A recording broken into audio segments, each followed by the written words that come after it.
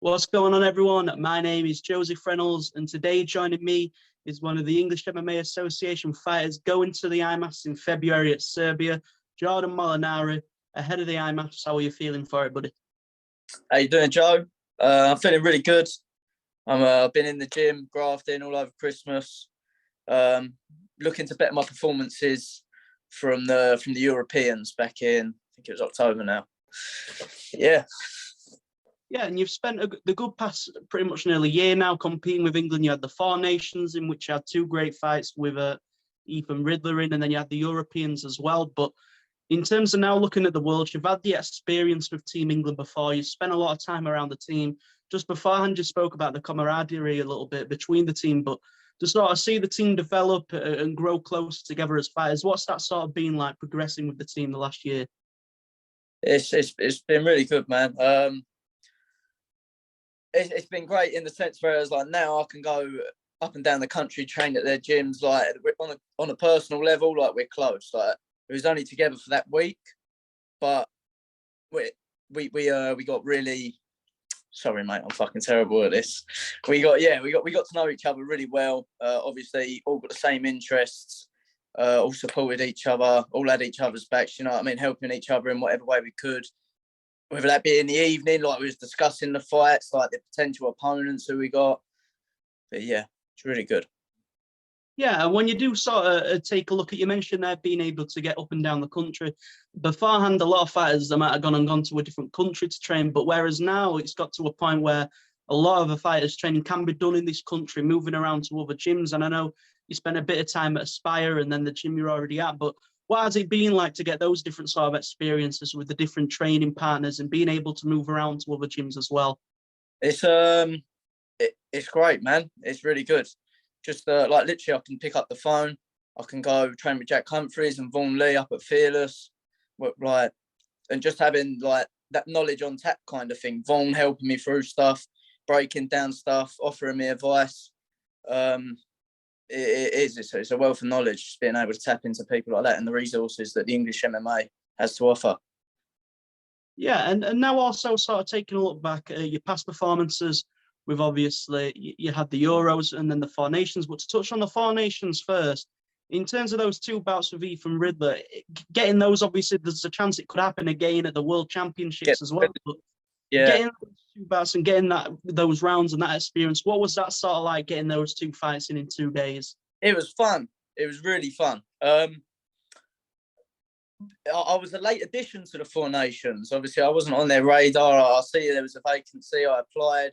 So yeah, I think it was like a week's notice. I went up there 2 weeks' notice, and I hadn't done any research on potential opponents because nothing was actually like output. Like, this is who's in the brackets. This is who's representing.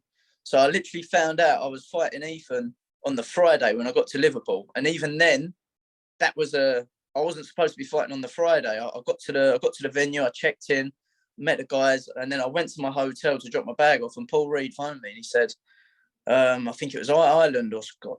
No, it was Ireland. Ireland's dropped out. Meant to be fighting Ethan from Wales today. Obviously, but they're not here. You able to step in today, fight Ethan, rematch him on Sunday? And I was like, yeah, I'm game. It was just more experience. It was more rounds in the bag, and that's what we got. We put out 6 great rounds, fun rounds, and you enjoyed the fight, so I hope everyone else did. Yeah, and then also when you do get that experience and then moving into the Euros and getting the Four Nations as well, it's quite a big step in an amateur career to get to those sort of places in terms of the feel there compared to a regional show. There's a big difference, but to get these experiences really early on and to progress at the Four Nations, what was the Euros experience? Sorry, what was the Euros experience like to get that in? It was really good. I wasn't expecting it to be what it was. I was expecting. I don't know where it was. I was obviously we're all there as individuals. We're all there trying to achieve our own thing, get our own goals. Obviously, we're only fighting our own fights. But as I said before, the camaraderie, how everyone pulled together. It all felt like a lad's holiday, but without the gutter. So it was, it was fun. The support system was there. Even the coaches and the people behind the scenes, like the social media aspects of it. The Joe Lee, the Ross Patterson, Dana. It was great. It really was. Yeah, and I'm looking forward to getting back out there. The world's really happy to be selected to represent again. Yeah, and then also when you do get to get these sort of experiences, and obviously you mentioned there with the Euros and what's going on, and then the Worlds as well. I'm sure Serbia will be an interesting one. But when you are able to get these experiences at amateur level, what do they sort of mean to you as opposed to just taking the usual amateur route? I've not been in the game for too long, Joe. So the usual amateur route, how I see it, is people take a couple of amateur fights, 10, and then they want to turn over. But obviously where my background, I don't have a combat sports background. I started training 4 years ago. I had my first fight 3 years ago. And from there, we've had a pandemic in between. So really me getting these fights in, this is all a crammed kind of like experience, but it's essential for me because obviously I don't have the background in any specific discipline. So it's getting not rushed, but activity is a big thing for me. Yeah. Sorry, mate, I lost where I was going there with that. No problem.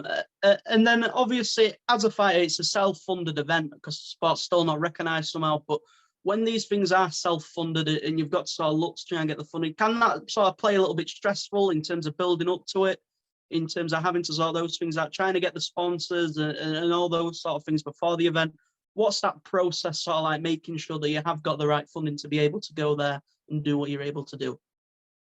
It does take a toll. You're worried, not necessarily it's got to come out your own point, but you're worried where it's going to come from. Luckily, last year with the Euros, I had some sponsors that donated heavily into my GoFundMe, and a lot of friends that I've got at the gym and just friends outside of the gym who are supportive of what I do.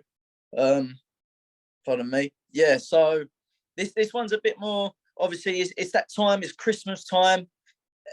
And the way things are, everyone's skint, so I don't really want to be pushing it, but it is a big help to me. Like, I know otherwise, well, I don't know how I'm going to get the money for it, but I know I'll push through and get it somehow. Whether that means skinning myself and me going without, personally, I'll find a way. But as I said previously, my sponsors have chipped in a lot, big donations, and really helped me out last year. Yeah, and then when you do get to see the support that you have got that's come behind you, you mentioned there with the sponsors, your friends, teammates, coaches, anything like that, when you do sort of see the support that's behind you and how much people really do care about your journey, what's that sort of like to reflect on that and sort of see the people that you've got behind you still really early on into your MMA career, still being an amateur? It means the world, man. It really does. Especially people from like my old friends, kind of, like, per se.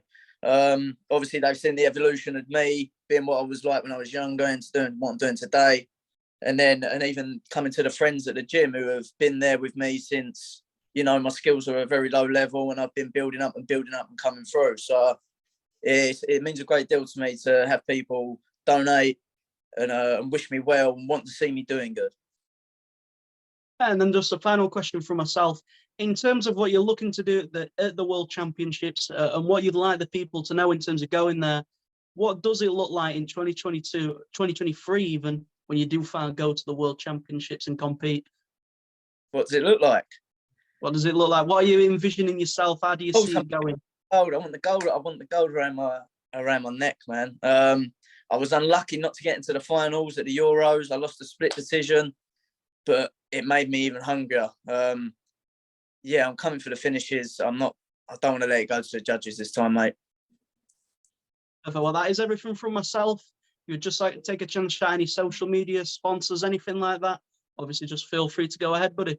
Thank you, Joe. I've got a GoFundMe in my Instagram bio, which is slick_MMA. I'd like to thank my sponsors, Signature Presser Services, Kitchen Wraps UK, LRS Physiotherapy, Ace Hydraulics Limited and Third Floor Records. They all help me out a lot. Physio, everything like that, keep my body in check. And thank you, Joe. Thank you for the opportunity of the interview and representing the fighters as well and pushing those fighters out there, helping us get our GoFundMes out and supporting us. I appreciate it, man. No, that's absolutely no problem at all. obviously the IMMAFs World Championships. Make sure you're watching. Make sure you're supporting the future generation of MMA that are coming through, whether it be they're not competing at IMMAFs this year, or they have in the past, or they are this year, like Jake Jordan himself. Well, ahead of the event, thank you very much for your time, buddy. Thank you very much, Joe. Take care. You too. Bye-bye. Bye.